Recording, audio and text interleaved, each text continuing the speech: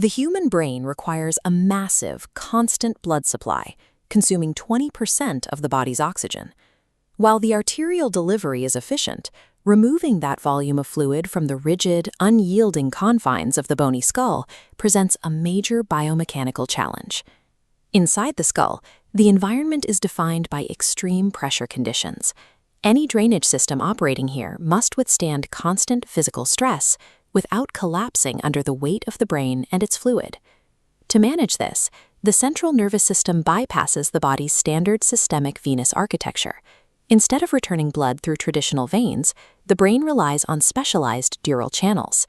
These specialized structures are the dural venous sinuses, high-volume conduits built directly into the brain's protective packaging. As seen in this lateral view of the skull, the sinuses are blue channels tracing the inner perimeter of the vault. They are situated within the layers of the dura mater, acting as the primary exit routes for blood leaving the cranium. These sinuses serve as a specialized architectural adaptation for the cranium, functioning as rigid, non-collapsible tunnels designed for an environment of high intracranial pressure. The mechanics of these sinuses begin at the tissue level. Under normal conditions, the dura mater, the pachymeninx, is a single fused fibrous layer. At specific points, this membrane splits into two distinct layers, the outer endosteal layer lining the skull and the inner meningeal layer facing the brain. Venous blood pools in the resulting gap, creating a rigid, triangular drainage channel. Unlike systemic veins, these channels are lined only with endothelium. They contain no smooth muscle, which means they cannot constrict or dilate. This lack of muscle tissue ensures the sinuses remain wide open. Their rigid dural walls prevent them from collapsing, even when intracranial pressure fluctuates. However, these channels are also constructed without internal valves. Without these one-way gates, blood flow becomes bidirectional, moving in whichever direction the pressure gradients dictate. The same structural rigidity that keeps the sinuses open also removes the brain's defense against retrograde flow, leaving the internal cranial environment vulnerable to external infiltration. Looking at the macroarchitecture of the brain, the sinuses are housed within large dural folds, starting with the vertical divider known as the falx cerebri. This sagittal section highlights the falx cerebri, a sickle-shaped vertical fold that compartmentalizes the two cerebral hemispheres. The superior sagittal sinus runs along the upper convex margin of this fold, traveling from the foramen cecum anteriorly to the back of the skull. Inside this sinus, specialized structures called arachnoid granulations project into the blood flow.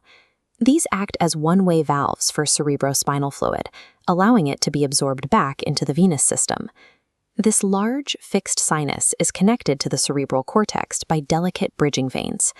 During a high-impact injury, the brain can shift within the skull while the sinus remains anchored. This movement shears the bridging veins, causing blood to leak into the subdural space. Below this, the much smaller inferior sagittal sinus runs along the lower free border of the falx cerebri, collecting drainage from the deeper, medial parts of the hemispheres. The midline circuit acts as the primary sink for superficial blood, but its physical connection to the cortex makes it the primary site for traumatic subdural hemorrhage. Drainage for the brain's core, the basal ganglia and thalamus, requires a different pathway, moving away from the skull's surface and into the deep dural folds. This topological map shows how deep venous nodes consolidate and feed into the major dural sinuses. The great cerebral vein of Valen collects blood from the deep white matter. It is a short but critical vessel that merges precisely with the inferior sagittal sinus.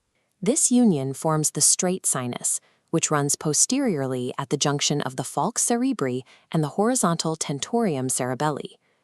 The tentorium cerebelli is a horizontal sheet with a U-shaped anterior opening called the tentorial notch, which allows the midbrain to pass through. When pressure in the upper brain rises, tissue can be forced downward through this restrictive notch, a condition known as uncal herniation. As the tissue pushes through, it compresses the third cranial nerve. This leads to a blown pupil, a fixed, dilated pupil that signals a neurosurgical emergency. These structural seams create rigid anatomical choke points. In the presence of rising pressure, these inflexible boundaries turn fluid volume into fatal mechanical compression. All major drainage routes eventually converge at the back of the skull, near the internal occipital protuberance. This superior view identifies the confluence of sinuses, or torcular hierophyly. This is the central hub where the superior sagittal and straight sinuses meet.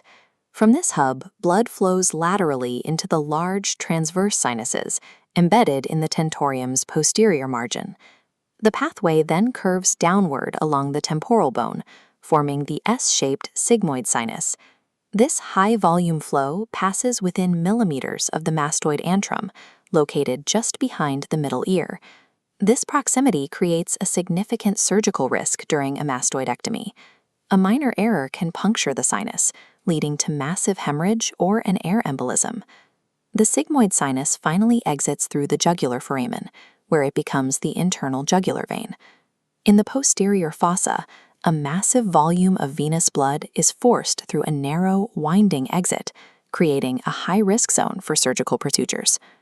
At the front of the skull base sits the most complex intersection in neuroanatomy, the cavernous sinus.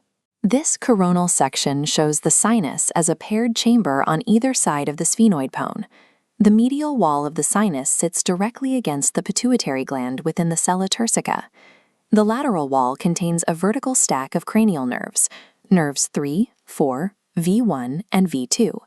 Because these nerves are embedded in the dural wall, they are highly vulnerable to compression if the sinus becomes clotted or inflamed.